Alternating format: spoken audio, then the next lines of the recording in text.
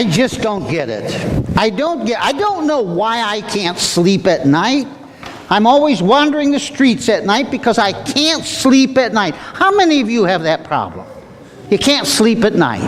Yeah? Well, permit me to introduce myself. I'm Nicodemus. I am a leader of the Jews. I come from one of the outstanding families of the Jewish people. And in fact, I'm on the Sanhedrin. That's the council. Rome allows us to do a little bit of ruling on our part. I think that's their way of having us make sure that everybody stays in line. I come from a prominent family. I should be well situated in life. Things are fine, except I can't sleep at night. And you know what's worse? What's worse than when you can't sleep at night? I'll tell you what's worse. When you don't know what you should get up in the morning for, or why you should get up in the morning. You have no purpose. Well, here I was one night roaming the streets, and I decided, over there's that Jesus. He's a rabbi. I'm going to engage with him. I'm going to talk to him. Maybe he can help me. What is the purpose of life? What's the aim of all this?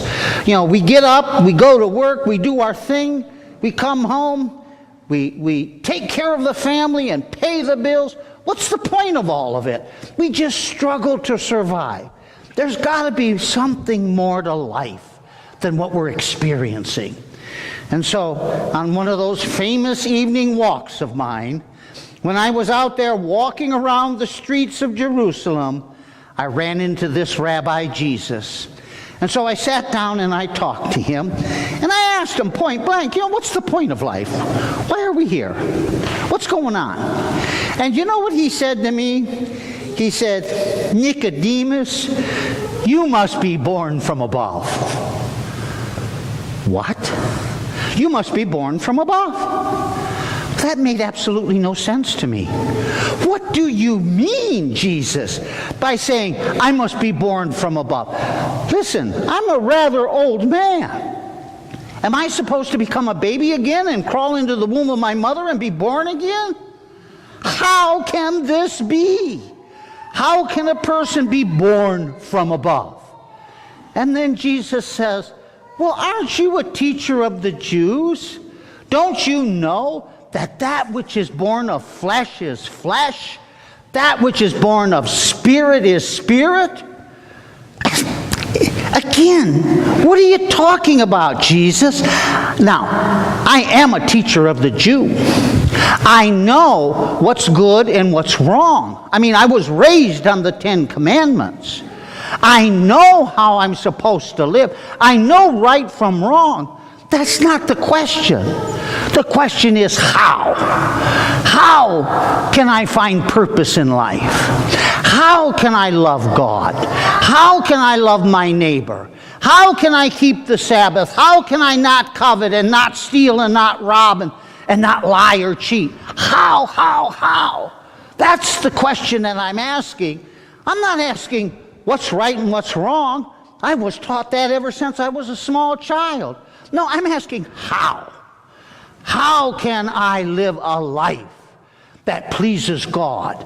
How? Where do I get the power and the strength? I'm talking about how can I be strong enough and well enough and good enough so that I can keep your commandments, God? How can I do this? Where does the strength come from? And then Jesus says to me, he tells me a story from the Old Testament. He says, Nicodemus, do you remember the story about Moses? Remember when they were wandering about in Israel and poisonous snakes attacked them and people were being bitten by these snakes? People were dying. Remember that story? Well, remember Moses. What he did was he took a stick, a staff. He picked up a snake, one of those poisonous snakes. And anyone who had been bitten, all they had to do was look up and live. And in the same way, so too must the Son of Man be lifted up. Because God loved the world so much that he gave his only begotten Son. Whoever believes in him will not perish, but have eternal life.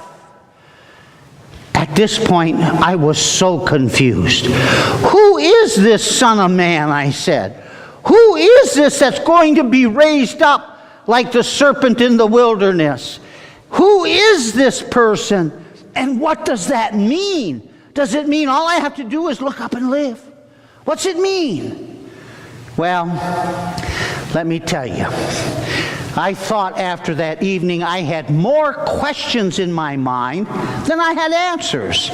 So I went home, obviously confused, not knowing what to think or believe. Well, it wasn't long thereafter. I was sitting in my home. It was evening. In fact, it was rather late on a Thursday night. And there was a knock on the door. Well, I was being summoned over to the council. They were having an emergency meeting. Now, I've been on the Sanhedrin for years.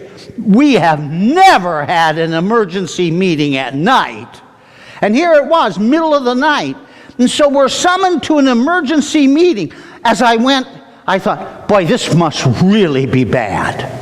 This must really be awful. Well, when I got there, imagine my surprise. There was Caiaphas the high priest, and there was this Jesus rabbi. The same Jesus rabbi I had talked to a few days before. And they were questioning him. He was on trial. They were bringing in witnesses. And the witnesses were false witnesses. They'd come in and they would accuse this Jesus of blasphemy. Now, that just didn't make sense to me. Now, I didn't understand what Jesus was saying. And I didn't understand all of his teaching. But I know this, he wasn't blaspheming. He wasn't defiling religion. But yet all these witnesses came in and they charged Jesus with blasphemy. Well, I could only take so much. And I stood up in the midst of the council and I said, wait a minute. In our law, doesn't it state that he gets to testify on his own behalf? Don't we allow our people who are being tried to at least speak their own defense? Boy, did they put me down. It wasn't long afterward that another man in the council spoke up to Jesus' defense. He says, now wait a minute. If this Jesus is from God, we can't do a thing to stop his movement. But if he's not from God, well, his movement will just fizzle out. Well, they put him down right away. The trial went on. The false witnesses prevailed. They finally called for a vote, and guess what the vote was? They condemned Jesus 68-2. Joseph and I were the only two dissenting votes. They condemned him, they took him away, and they took him over to Pilate. You see, only Pilate could give a death sentence. So they took him over to be tried by Pilate. Well, I thought that was the end of the matter. Let me tell you something. When you think something's over, when you think it's the end of the matter, it's not. It's not. Something more will come on down the pike. And sure enough, they took Jesus out, took him out to a place called Skull and Bone, Golgotha. And they crucified him. They killed him on a cross. That just seems such a senseless waste to me. But anyways, Rome can do what Rome wants to do. And the Sanhedrin can do what the Sanhedrin wants to do. And so they killed this Jesus. And just when I'm thinking it's all over, once again, late Friday afternoon, another knock on my door. This time, it's Joseph of Arimathea. Joseph of Arimathea says to me, I've gotten permission to take the body of Jesus off the cross, but I need some help. It's a two-man job. Will you come with me? And I said, well, yeah, sure. I gathered up some spices because that's our tradition.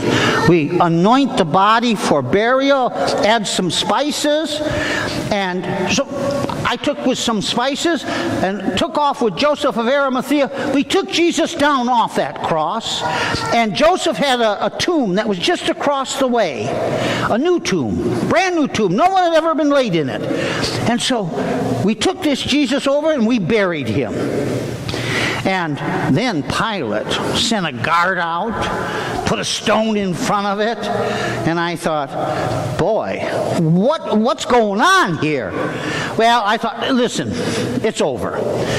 Jesus is crucified, dead, buried. It's over. Well, like I said before, when you think it's over, it's not over. Then I'm at home, minding my own business. All of a sudden, a couple days later, he's crucified on Friday, and then it's Sunday morning. All of a sudden, rumors start trickling in. Rumors that this Jesus is risen. Well, I couldn't believe what I was hearing. I mean, dead men don't rise, do they? Or do they? Dead men normally don't rise. And so here I was wondering, what in the world is going on? And then the rumors keep pouring in, one after another. We have seen the Lord. The disciples say, we have seen the Lord on Easter evening. And then they saw him with Thomas a week later. And then a week later they had breakfast with Jesus on the beach. The rumors kept coming and coming and coming. And I don't know what I wanted to believe. I wanted to believe those rumors. Now, I did not see the risen Jesus. I only heard that Jesus was risen. Only heard. And I wanted to believe. I wanted to believe that he was risen because I wanted Jesus to have the last word, not those false witnesses, not Pilate, not the Sanhedrin. I wanted Jesus to have the last word. And so every time I would hear this good news that Jesus was risen, my heart would just get excited and the blood would flow. And then all of a sudden, it was like a light came on. I remembered those words of Jesus. How to be born again, being born of the Spirit. Well, remember the Bible story? Remember those snakes down there?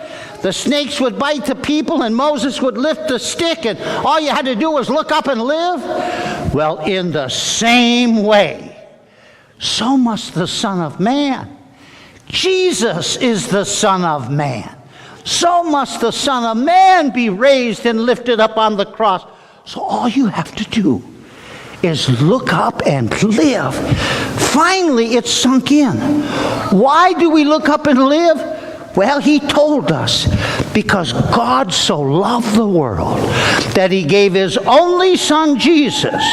Whoever believes in him, though he die, yet shall he live, and whoever lives and believes in Jesus will never die. That's the point. The point of all of the confusion of life. The whole point of life is, we're crushed by life. We're burdened by sin. We have regrets and sins and shortcomings, and we fall so short of what we're supposed to be doing. And to us who sin, Jesus simply says, folks, look up and live. Well, folks, my time is pretty much over. We have this saying that when we leave, we greet each other and we say, Mizpah. Does anybody know what Mizpah means? The Lord be between us until we meet again. And so I'm sure I'll be back someday. I'm sure I'll return. And until that day, Mizpah. And always remember, look up and live. Look up to the cross and live.